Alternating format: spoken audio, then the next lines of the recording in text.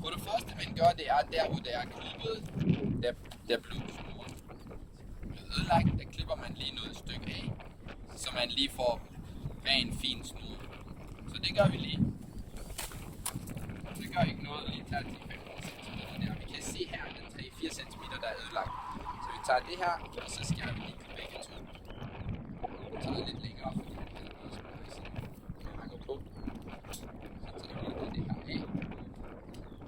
Så er den af. Gamle snor til naturen. Den her, det enden af snoren, de skal blive splicet ind i hinanden, således at de to, sådan en omkring 60 ind i hinanden. Hvordan gør vi det her? Det første vi gør, det er at vi åbner de første 3-4 cm i snoren. Vi gør den lidt løs. Sådan enkelte tråd. Og hvorfor gør vi det? Vi gør det, fordi snoren, enden der er ligesom en meget tyk her, den kan lige så stille gå og vandre igennem sig selv, hvis vi ikke gør det. Så vi gør den til enkelte tråd. Vi gør vores formand med den anden nu. Så tager det ind. Sådan lige 3-4-5 cm. Gør vi sådan her. Vi kan se, at der er omkring 10-15 enkelte tråde her. Okay? Hvis vi kan gøre det sådan, at vi skærer 2-3-4 af dem helt herop ved 5 cm, og 2-3-4 af dem lidt længere op, og 2-3-4 lidt længere op. Når vi så trækker den sammen, så har vi gjort det til en meget fin kronisk form. Ja, så den her snor, det er den her, du lige skal holde helst også. Så vi tager lige 2-3 stykker helt her ved 5 cm, og skærer den lige til. Og lidt der. Yes. Hold dem der. De 3. Ja tak. Der. Så. Der. Så tager vi 2-3 stykker lidt længere op. Cirka 1 cm længere op. Okay. Og det behøver ikke være sådan fuldstændig planlagt, at det er 3 og det ikke 2,5. Der. Og så 2-3 stykker endnu længere op. Sådan cirka halvvejs. Og der er så 4 tilbage. Så tager vi 2 mere. Og så tager vi næsten 1 cm af det af. Der. Så kan vi se, at nu er der nogen, der er helt kort her. Nogen, der er 1 cm. En, der er 2 cm cirka. Noget, der er cirka 3 cm. Og 2 stykker, som er fuld længde. Når vi gør sådan her, så bliver det meget, meget fin konisk form, som bliver lige så stille tyndere. Nu er vi klar til at splice det. Nu har vi begge to meget klar til at blive splicet. Sætter dem sammen for at få fuld længde. Vi har en splice ting. Så har vi cirka den her længde. Fulde længde på splice apparatet. Den for mig, tak. Den her markerer vi lige på begge snore med en kuglepen. Der var markering af det. Og så tager vi og bøjer den lige her. Vi går over.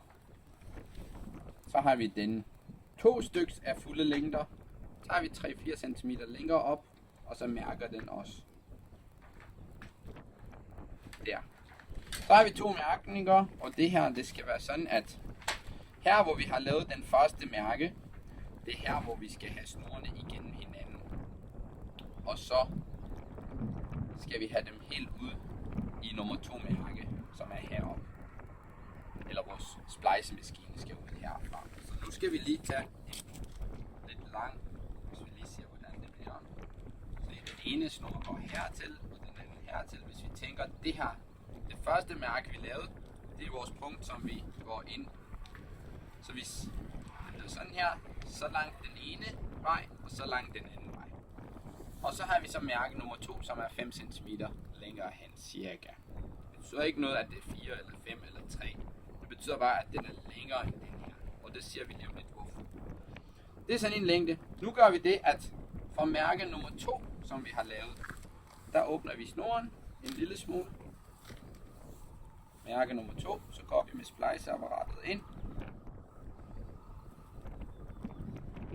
Mod mærke nummer 1, den vej.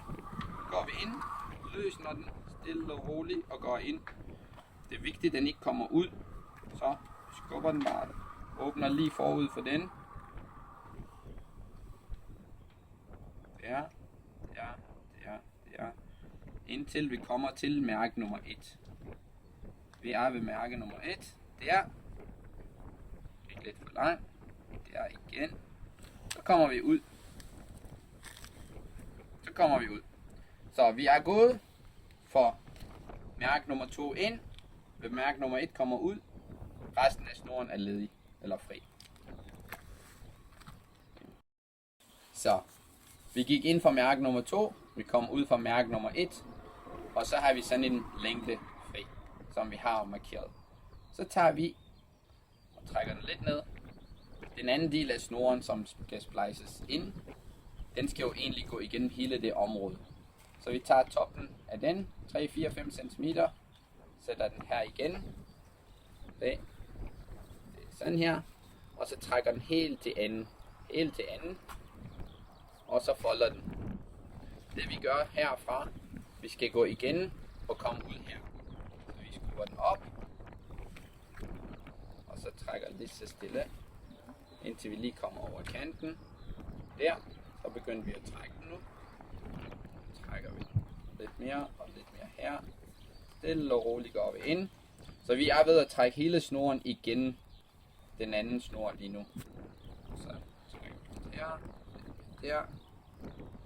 Der. Så er vi ved at komme ud. Der. Kommer ud. Vi tager snoren ud. Og væk med spliceapparatet. Så har vi den trykket ud af spliceapparatet. Vi holder den lige her. Vi går ind og finder den anden snors endepunkt og midterste punkt. Og det er så blevet mærket. Det er den ene. Og den anden er her. Vi går ind for nummer 2. Mærke igen.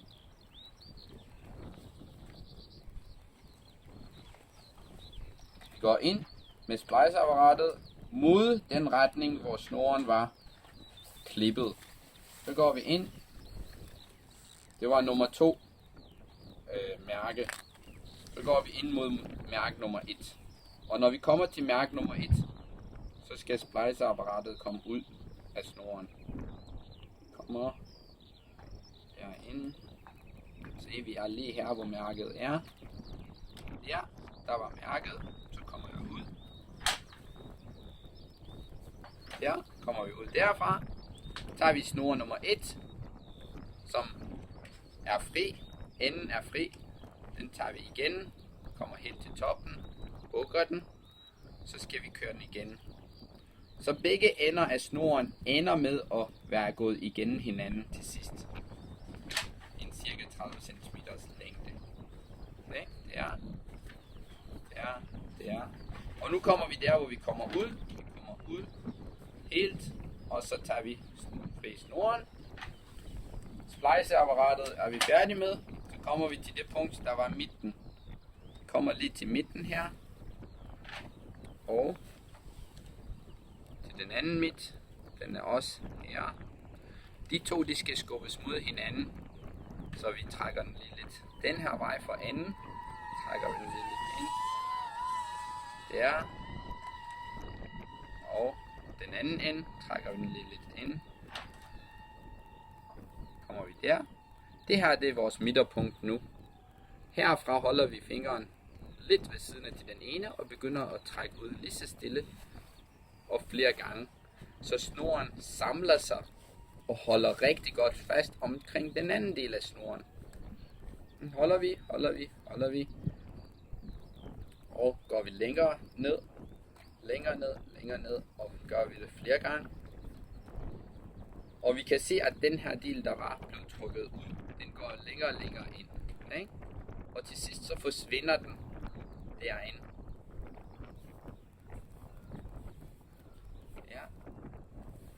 Der.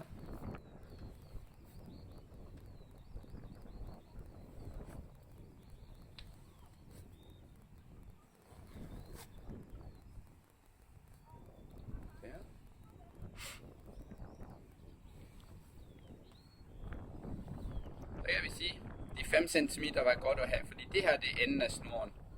Den inderste snor. Der er lige noget at komme ind. Så det er godt faktisk på 30 cm længde at give cirka 5 cm. Fordi snoren bliver tykkere, så bliver den ikke lige så lang. Og nu går vi så til den anden, så holder vi igen på samlepunktet og trækker 3-4-5 cm hver gang rundt omkring snoren, indtil den her også ender med at gå ind igennem snor nummer 2.